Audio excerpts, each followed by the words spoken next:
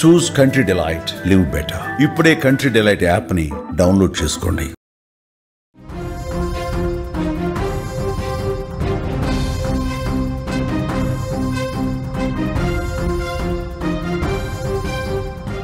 తెలంగాణలోనే కాదు దేశంలోనే సంచలనంగా మారింది గర్భవతి స్వాతి హత్య కేసు. ప్రేమించిన భర్తే స్వాతిని చంపి ముక్కలు ముక్కలుగా నరికి మూసిలో పడేయటం అందరినీ ఒక్కసారిగా ఉలిక్కిపడేలా చేసింది. స్వాతి స్వగ్రామం వికారాబాద్ జిల్లా కామారెడ్డిగూడ ప్రస్తుతం శోక సంద్రంలో మునిగిపోయింది. కుటుంబ సభ్యులు, గ్రామస్తులందరూ కూడా కన్నీరు పెట్టుకుంటున్న పరిస్థితి. నిందితుడిని కఠినంగా శిక్షించాలని గ్రామంలో అతడి ఇంటి ముందు ఆందోళన చేస్తున్న పరిస్థితి ఉంది. గర్భిణి అని చూడకుండా హత్య చేసిన మహేందర్ రెడ్డిని చాలా కఠినంగా శిక్షించాలి, అసలు వాడిని జైల్లో పెట్టడం కాదు మాకు అప్పగించాలంటూ పెద్ద ఎత్తున డిమాండ్ చేస్తున్న పరిస్థితి. అసలు మహేందర్ రెడ్డి గురించి పూర్తి సమాచారం మనం తెలుసుకునే ప్రయత్నం చేద్దాం. భార్య స్వాతిని అంత దారుణంగా నరికి చంపటానికి కారణం ఏంది? చంపేసి ముక్కలు ముక్కలు చేసి మూసీలో పడేసినటువంటి ఒక సైకో మైండ్ సెట్ని మనం తెలుసుకునే ప్రయత్నం చేద్దాం. ప్రస్తుతం మనకి లైవ్ కాల్లో జాయిన్ అయ్యారు స్వాతి సిస్టర్ శ్వేత. మాట్లాడదాం. శ్వేత, ప్రేమించి పెళ్లి చేసుకున్నారు కదా మీ అక్కను మహేందర్ రెడ్డి. అంటే అతని మైండ్ సెట్ ముందు నుంచి బాగుండేవాడా? పెళ్లి తర్వాతే ఈ విధంగా బిహేవ్ చేయటం స్టార్ట్ చేశాడా? ఎందుకంటే పెళ్ళైన తర్వాత అన్ని గొడవలు అయినట్టు కదా, నెలకి కనీసం ఒక్కసారైనా గొడవ జరుగుతుంది, మళ్ళీ దాన్ని పంచాయతీ పెట్టి సెట్ చేసేవాళ్ళు, ఈ తరచూ గొడవలు జరుగుతున్నాయని విన్నాం. అంటే ఆ మహేందర్ రెడ్డి ఆలోచన విధానం ఏ విధంగా ఉండేది? ముందు నుంచి మీ ఊళ్ళోనే మీ ఇంటి దగ్గరే ఉండేవాడు కదా, అతని మైండ్ సెట్ ఎలా ఉండేది ఒక్కసారి చెప్పండి. తను సైకో సార్, మంచోడు కాదు. తను మా అక్కని చాలా ఇబ్బంది పెట్టేవాడు. మా అక్క నాతో చెప్పేది కూడా, చాలా కొట్టేది తోడు కూడా సార్. చాలాసార్లు తనని మస్తు హింసించిండు సార్. చనిపో అని చెప్పేసి ఆమెకు తాడు కూడా కొనుక్కొచ్చి ఊరేయడానికి ప్లాన్ చేసిండు సార్. అట్లా కూడా చేసిండు. ఊళ్ళో పంచాయతీ పెట్టి తొలుకోండి సార్. మొన్న అయితే ఇక తను అట్లా చేసిండు, పంపించేసిరు. మళ్ళీ తను పోనని చెప్పేసి అన్నది. తను ప్రెగ్నెన్సీ ఉన్నందుకు పోయింది సార్. మళ్ళీ తర్వాత తను మా దగ్గర ఇక్కడ అంటే పెద్ద కేసీఆర్ గుంట ఉంటుంది సార్. తనని చంపడానికి అప్పుడే ప్రయత్నించాడు సార్. అందులో అంటే ఎట్లా అంటే తాడు తెచ్చిచ్చిండు. ఫస్ట్ నువ్వు దుంకు, తర్వాత నేను దుంకుతా, ఇద్దరం చనిపోదాం అని చెప్పేసి అన్నాడంట. మా అక్క ఇద్దరం ఒకసారి చేద్దాం అదే పని అని చెప్పేసి అనేసి తను అట్లా చేయలేదంట సార్. ఇద్దరు కలిసి మళ్ళీ రిటర్న్ వెళ్ళిపోయిండు. మళ్ళీ ఒకసారి తను ఏదో విషయంలో గొడవ పడ్డది. గొడవ పడ్డాక కూడా మా అక్క నువ్వు వెళ్ళిపో మీ ఇంటికి, నా దగ్గర వద్దని చెప్పేసి అన్నాడంట. మా అక్క నేను వెళ్ళను, నీతో వచ్చినా కదా నీతోనే ఉంటా, మాట వెళ్ళను అని చెప్పేసారు. అయితే నువ్వు పోకపోతే నేను ఇప్పుడే ఈ బ్రిడ్జ్ మీదనే లారీ గుద్దుకొని చనిపోతా అని అన్నాడంట. అందుకు మా అక్క సైలెంట్ గా వచ్చి ఇంటికి అయితే వచ్చేసింది సార్. శ్వేత, మీ అక్క మహేందర్ రెడ్డి ప్రేమించి పెళ్లి చేసుకున్నారు కదా, ముందు ఇంట్లో నుంచి వెళ్ళిపోయారు, ఆర్య సమాజంలో పెళ్లి చేసుకున్నారు, తర్వాత ఇరు కుటుంబాలు ఒప్పుకొని యాదగిరిగుట్టలో పెళ్లి చేశారు, అవునా? మా వాళ్ళైతే ఒప్పుకోలేరు సార్. వాళ్ళ అమ్మ నాన్న వాళ్ళ అక్క అయితే యాదగిరిగుట్ట దగ్గర అయితే పెళ్లి చేసిర్రు. వాళ్ళు ఫొటోస్ పెట్టినప్పుడు చూసినాం సార్. అప్పుడు చూసినాక కూడా ఊకోలే, గొడవలైనాయి సార్ మాకు వాళ్ళకి మస్తు. అట్లా జరిగింది. అంటే మా అక్కని ఫస్ట్ తీసుకెళ్ళినప్పుడే మా డాడీ నిన్ను చంపేస్తా, నా కూతుర్ని నాకు తెచ్చి ఇవ్వకపోతే మంచిగా ఉండదని చెప్పేసి గొడవ పడ్డాం సార్. అప్పటికి ఇక తను వెళ్ళాడు, ఏం చేస్తావో చేసుకో అని చెప్పేసి రెచ్చగొట్టిండు సార్, మాట్లాడినట్లా. తర్వాత ఇక చాలా ఇష్యూస్ అయినాయి సార్.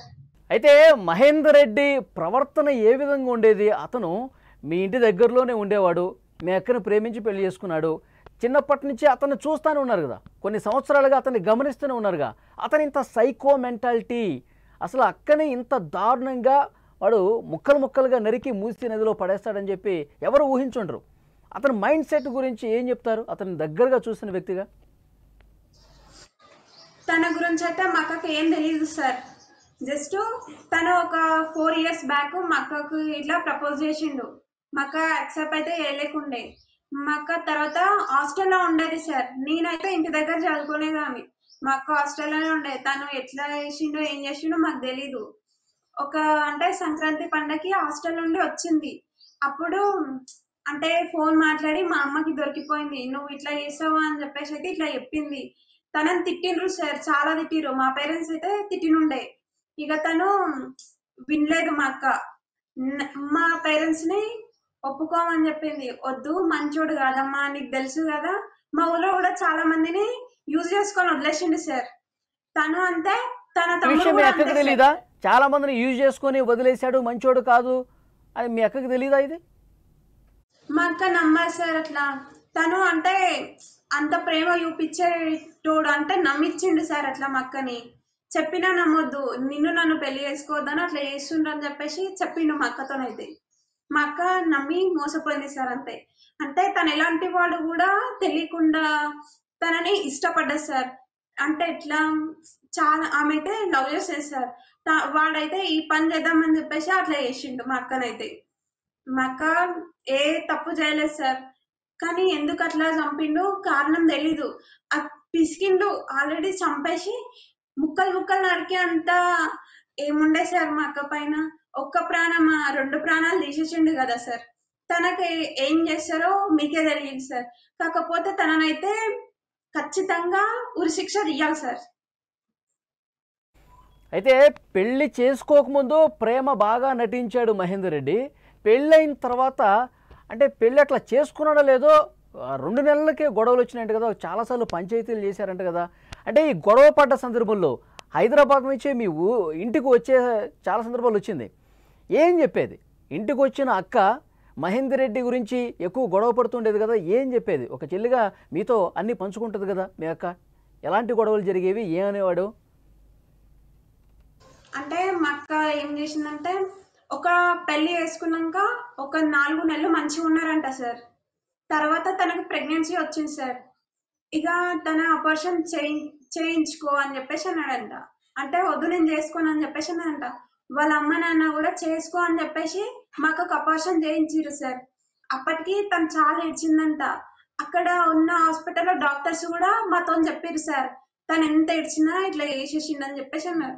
మళ్ళీ మొన్న కూడా ప్రెగ్నెన్సీ ఉంది సార్. ఇప్పుడు 6 months బేబీతో సహా తనని చంపేసిండు కదా సార్. అది కూడా మళ్ళా ఆపరేషన్ చేయించుకో అంటే తను చేయించుకోనని చెప్పిందంట సార్. ఏ కారణంగా అంటే తననైతే చాలా ఇబ్బంది పెట్టేవాడు సార్. చాలా సార్లు కూడా ఊరేసుకొని అట్లా కూడా ట్రై చేసింది. నేను చచ్చిపోతా ఊరేసుకొని అంటే తను సరే తాడు శ్వేత, కొనుక్కొచ్చి మరి మొదటిసారి అబార్షన్ చేసే సమయంలో మీ పేరెంట్స్కి తెలీదా ఈ విషయం? మీ పేరెంట్స్ అసలు అప్పుడు మాటలు ఉన్నాయా లేవా? మహేందర్ రెడ్డి ఫ్యామిలీతో మీ పేరెంట్స్కి మాటలు ఉన్నాయా? మొదటిసారి అబార్షన్ చేసేటప్పుడు ప్రతిఘటించలేదా, వద్దని చెప్పలేదా? అంటే తను ఏ రోజైతే మా ఇంట్లోకి వెళ్ళి పోయిందో మాకు సంబంధం లేదని చెప్పేసి వదిలిపెట్టేసినాం సార్. అయితే ఎట్లా తెలిసిందంటే, మాకు మా అమ్మకి హెల్త్ బాగాలేకుండే సార్. గాయత్రి హాస్పిటల్కి తీసుకెళ్ళినాం. అక్కడ ఒక సిస్టర్ నర్స్ తెలుసు సార్, మా అక్క తెలుసు తనకి. చెప్పింది ఇట్లా మీ పాప ప్రెగ్నెన్సీ ఉండమ్మా ఇట్లా వేసిర్రు అని చెప్పేసి అంటే, మా అక్క అప్పుడు రీసెంట్ గా నాతోని దొంగ చాటుగా చాటింగ్ చేసేది సార్. అట్లా చేసి చెప్పింది ఇట్లా జరిగిందని చెప్పేసి అన్నాక, నేను మా ఫాదర్ తో చెప్పలేను, మా అమ్మతో అయితే చెప్పినుంటి. ఇట్లా చేసిండంట, ఇట్లా ప్రెగ్నెన్సీ ఉండంట, తీయించిరంట అని చెప్పేసి అన్నా. అట్లా ప్రెగ్నెన్సీ తీయించినాక కూడా మా విలేజ్ లో దొరికొచ్చి వాళ్ళ అమ్మ అలా చేన్ల పని చేయించింది సార్. నెక్స్ట్ డేనే అపార్షన్ చేయించిన అమ్మాయిని చేన్ల పని చేయించింది సార్. అంత దుర్మార్గులు సార్ వాళ్ళైతే. అయితే ఇక్కడ అబార్షన్ చేయించుకున్న విషయం సీక్రెట్గా, అంటే ఎవరికి అతను మహేందర్ చూడకుండా వాళ్ళ ఫ్యామిలీ మెంబర్స్కి తెలియకుండా సీక్రెట్గా మీతో చాట్ చేసినప్పుడు ఈ విషయం బయటపడింది. అంటే మీతో కావచ్చు, మీ ఫ్యామిలీ మెంబర్స్తో మాట్లాడాలంటే భయపడేది మీ అక్క. అంటే కుటుంబంతో అసలు మాట్లాడొద్దని చెప్పేసి అనేవాడా మహేందర్ రెడ్డి? మాట్లాడనీయకుండా సార్, నువ్వు వాళ్ళతో మాట్లాడితే వాళ్ళ దగ్గరికి వెళ్ళిపో, నా దగ్గర అవసరం లేదని చెప్పేసి అన్నాడంట. అందుకు మా అక్క అయితే మా అమ్మతో మా నాన్నతో మాట్లాడేది కాదు సార్. నాతో అయితే ఇక దొంగ చాటుగా అయితే చాటింగ్ చేసింది సార్. అట్లా అయితే చాటింగ్ చేసి మాట్లాడేది. తను లేనప్పుడు ఇక మంచి ఉండు, అమ్మ నాన్న అయితే జాగ్రత్తగా చూసుకో అని నాకు మంచి చెప్పేది సార్. అంతవరకు అయితే అట్లా చేసింది సార్. ఇక ఓకే, ఇప్పుడు మొన్న కూడా వినాయక చవితి పండుగ వస్తుంది, ఆ పండగకి నేను ఇంటికి వెళ్తాను, నేను మళ్ళీ ఒకసారి టెస్టులు కూడా చేయించుకోవాలి, ఇప్పుడు గర్భంతో ఉన్నా కదా, మళ్ళీ ఒకసారి టెస్టులు చేయించుకోవాలి, వినాయక చవితికి ఇంటికి వెళ్తాను అంటే అక్కడ అసలు గొడవ స్టార్ట్ అయిందంట కదా, ఈ విషయం తెలుసా మీకు? తెలీదు సార్.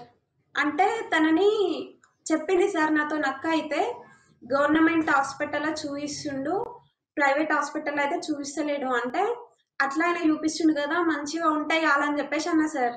ఇక ఎట్లా అంటే ఒక ఫుడ్ కూడా తెచ్చిపెట్టే అంత స్తోమత లేదు సార్ వాడికి. అంత హీనంగా ప్రవర్తించేవాడు. నాతోనే ఇట్లా కాలేజ్ దగ్గరికి వచ్చి అట్లా మా అక్కకి పిచ్చి లేచిందని చెప్పేసి నన్ను నమ్మించి బయటికి తీసుకొచ్చి ఏం చేద్దాం అనుకున్నా నాకు తెలియదు సార్. నేనైతే నమ్మి బయటికి వచ్చేసిన. కార్ చూసి డౌట్ వచ్చి ఇక నేను సైలెంట్ గా ఊకున్నా. మా అక్కకి చెప్తా, మా అక్కని అడుగుతా, అప్పుడు నీ ఎంట వస్తా అని చెప్పేసి అన్నా. ఇక ఈవినింగ్ వచ్చినాక అక్కకి ఫోన్ చేసి నువ్వు మా చెల్లి దగ్గరికి పోవడానికి కారణం ఏంది, మా చెల్లి దగ్గరికి పోవడానికి కారణం ఏంది అని చెప్పేసి మా అక్క అన్నది. అయితే తను అన్నాడంట నాకు ఎందుకన్నా పోతా నీకేం అవసరం అని చెప్పేసి మా అక్కను కొట్టిండంట సార్. అంటే నా దగ్గరికి వచ్చిందే కాక నువ్వు మా అక్కను కొట్టినావు, ఎందుకు కొట్టినావు, కొట్టి అసలు తను ఏడ్చిందంట సార్. నేను చచ్చిపోతా, నువ్వు మా చెల్లెల దగ్గరికి ఎందుకు ఉన్నావు, నాకు రీజన్ చెప్పకపోతే చచ్చిపోతా అంట. చచ్చిపో అని చెప్పేసి పెట్రోల్ కొనుక్కొచ్చి ఇచ్చిండంట సార్. పోసుకొని అంతా పెట్టుకొని చెప్పేసి అట్లా వేసిండంట సార్. ఒకసారి కూడా ఫ్యాన్ కి ఊరేసుకుని చైర్ దగ్గర పెట్టి మరి ఫోటో తీసి ఫోటో ఫోన్ లో ఉంచుకోండి సార్ దాన్ని. దగ్గరికి ఎందుకు వచ్చాడు? కారు తీసుకొని మిమ్మల్ని కారులో తీసుకుపోయి ఏదైనా చేద్దామన్న ఉద్దేశంతో వచ్చాడా? అదే నేనైతే చెప్పలేను. అమ్మకి చెప్తే అమ్మ అయితే అదే భయపడ్డది సార్. అట్లనే అనుకుంది. ఇప్పుడు మహేందర్ రెడ్డి ఫ్యామిలీ మెంబర్స్ ఏం చెప్తా ఉన్నారు? మహేందర్ రెడ్డి పేరెంట్స్ ఏమంటా ఉన్నారు? వాళ్ళు అసలు మంచోళ్లే కాదని చెప్పి మీ ఇంట్లో వాళ్ళందరూ చెప్తా ఉన్నారు. అయినప్పటికీ కూడా సరే పెళ్ళి అయిపోయింది, ఇప్పుడు ఇక్కడికైనా బాగుంటారు కదా అని చెప్పి మీరు భావించారు, కానీ దారుణంగా చంపేసిన పరిస్థితి ఉంది. ఇప్పుడు ఏం కోరుకుంటున్నారు మీరు? మా వాళ్ళకైతే వాడిని ఖచ్చితంగా ఉరి శిక్ష తీయాలి సార్. లేదంటే వాడిని మా ముందర రమ్మని, మా అక్కని ఎట్లా ముక్కలు ముక్కలు నరికిండో వాళ్ళని కూడా అట్లా నరికేస్తాం. అప్పటి వరకు మా మనశ్శాంతి ఉండదు. మా డాడీ ఆటో డ్రైవింగ్ చేస్తాడు సార్. మా డాడీ పైన ఇంకా చాలా కక్ష సార్. ఎందుకంటే లవ్ మ్యారేజ్ లేచిపోయినప్పుడు మా డాడీ వాళ్ళ ఇంటి పైన పెట్రోల్ పోసిండు. ఎందుకంటే అది నింపుకొని నువ్వు ఎందుకు చంపినావు మా అక్కని తెలీదు, పిసికి మరి నువ్వు ముక్కలు నరికేసినావు. అదే నువ్వు బయట ఊళ్ళకి రాకపోయినా నువ్వు బయట ఉన్నా ఎప్పటికైనా నువ్వు ఎవరినన్నా ఏమన్నా చేసేస్తావు, నువ్వు బతికుండొద్దు. నువ్వు మాత్రం ఖచ్చితంగా ఎవరిని చంపేయాలి సార్. ఏదన్నా అంటే జైల్లో వేసి ఉరి శిక్ష తీస్తారా, లేదా ఊళ్ళకి ఇప్పుడు మా అక్కనైతే డెడ్ బాడీ తీసుకురాలేదు సార్. తీసుకొని డైరెక్ట్ మన ఊళ్ళకి రమ్మను. ఇద్దరు డెడ్ బాడీ ఒకటే దగ్గర పడాలి అంతే. మీ అక్కని చంపిన తర్వాత కూడా మీ అక్క ఫోన్ నుంచి మెసేజ్ చేశారట కదా, ఇప్పుడే మేము భోజనం చేసాం, మేము బాగానే ఉన్నాం, మీరేం టెన్షన్ పడొద్దు అని చెప్పి మీ అక్క ఫోన్ నుంచి మీకు మెసేజ్ చేశారంట కదా? అట్లా ఏం చేయలేదు సార్. నాకు మొన్న 3 days బ్యాక్ నాతో ఫోన్ మాట్లాడింది సార్. అంటే మా ఫాదర్ కి ఫీవర్ వచ్చింది సార్, హెల్త్ బాగాలేకుండే. అయితే నాకు కూడా మొన్న ఫీవర్ వచ్చింది, నేను మాట్లాడను, నాకు ఓపిక లేదని చెప్పేసి ఫోన్ కట్ చేసేసిన. మొన్న 1 o'clock కి నాకు మెసేజ్ చేసింది, హాయ్ అని పెట్టింది.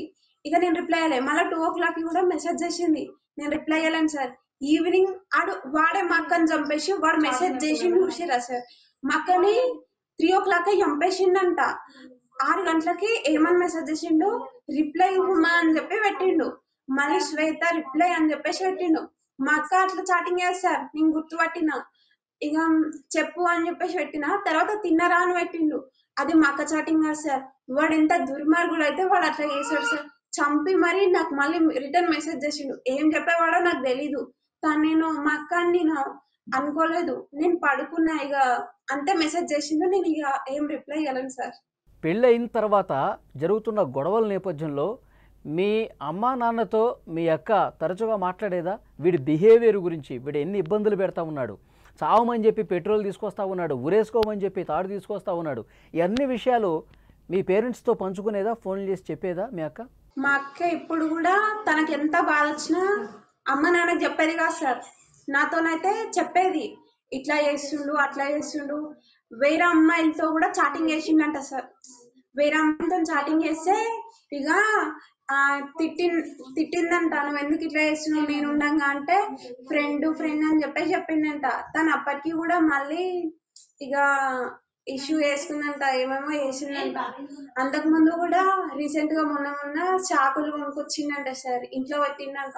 ఎందుకు ఎట్లా కోసుకొని చచ్చిపోతా నువ్వు నాతో కూడా పడ్డప్పుడు అని చెప్పేసి అన్నాడంట. వాటితోనే చంపేసిండో కూడా తెలియదు సార్, ఇప్పుడు అర్థమవుతుంది నాకు. ఇప్పుడు ప్రస్తుతం వాళ్ళ ఇంటి దగ్గర ఆందోళన చేస్తున్నట్టుగా సమాచారం వస్తుంది. వాళ్ళ కుటుంబ సభ్యులు ఇంటి ఎదుట ఆందోళన చేస్తున్నారు. మీరు మీ బంధువులందరూ న్యాయం కావాలని చెప్పి కోరుతా ఉన్నారు. వాడిని కఠినంగా శిక్షించాలని చెప్పి డిమాండ్ చేస్తూ ఉన్నారు. ఆ నమ్మకం ఉందా మీకు? ఉంది సార్, ఖచ్చితంగా ఉంది.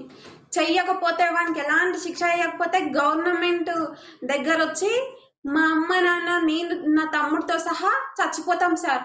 అలాంటి వాడిని బతకనియడం ఇట్లా అనకూడదు. మీరు ధైర్యంగా ఉండండి, మీరు ధైర్యంగా ఉండండి. తప్పకుండా చట్ట ప్రకారం శిక్ష పడుతుంది. తప్పు చేసిన వాళ్ళకి చట్టం 100% శిక్షిస్తుందమ్మా. మీరు ధైర్యంగా ఉండండి. మీ అక్క ఆత్మ శాంతి కలగాలి. అట్ ద సేమ్ టైం ఏంటంటే ఇంత దుర్మార్గంగా ప్రవర్తించాడు. నిజంగా పెళ్ళైన దగ్గర నుంచి ఎన్ని బాధలు పడుతున్నాడు అన్ని పోలీసుల ఇన్వెస్టిగేషన్లో బయటకు వస్తుంది. మీ అక్క ఎన్ని బాధలు పడింది, ఆ తర్వాత వాడు చంపే సమయంలో ఏ విధంగా ఆలోచన చేశాడు, చంపిన తర్వాత ఏ విధంగా ప్రవర్తించాడు, ఇవన్నీ కూడా ఒక్కొక్కటి పోలీసులు బయట పెడతానే ఉన్నారు. న్యాయం జరుగుతుంది, మీరు ధైర్యంగా ఉండండి. అది శ్వేత లైవ్ కాల్లో వచ్చి సమాచారం అందించారు. అంటే అక్కను కోల్పోయిన బాధ, వాళ్ళ పేరెంట్స్ కూడా తమ కుమార్తెని కోల్పోయినటువంటి బాధ ఉంది. డెఫినెట్గా మహేందర్ రెడ్డి అనేటువంటి ఒక నీచుడు, ఒక సైకో చాలా దారుణంగా ప్రవర్తించి ముక్కలు కట్ చేసి ఆ పీసులు కూడా మళ్ళీ అక్కడ బయటకు కనిపించకూడదన్న ఉద్దేశంతో బ్లాక్ కవర్లో మూట కట్టి మూసి నదిలో పడేశారు. అవి కూడా దొరకకుండా ప్రస్తుతం పరిస్థితుంది. ఎందుకంటే వెతుకుతూ ఉన్నారు. వర్షాలు పడిన నేపథ్యంలో ఆ వరదలో అవన్నీ కొట్టుకుపోయినాయి. పూర్తిగా శరీర భాగాలు దొరకని పరిస్థితి ఉందంటే సిచ్యువేషన్ అంత దారుణంగా ఉందని అర్థమవుతుంది. ప్రస్తుతం అతను కటకటాల వెనక్కి వెళ్ళాడు. కానీ ఇది సరిపోదు, ఇంకా దారుణంగా కఠినంగా శిక్షించాలి, లేదంటే మాకు అప్పగించండి, వారి సంగతి మేము చూస్తామంటూ కుటుంబ సభ్యులు మాట్లాడుతూ ఉన్నారు. నిజంగా ఇలాంటి సైకోలకి కఠినంగా శిక్ష వేయాలి. కఠినంగా శిక్ష అంటే సంవత్సరాలు జైల్లో వేయటం కాదు, ఇంకా చాలా కఠినంగా శిక్ష వేయాలి. ఇలాంటి దుర్మార్గాలు ఇంకెవరన్నా చేయాలంటే భయపడే స్థాయిలో చట్టాలు ఉండాల్సినటువంటి అవసరం ఉంది.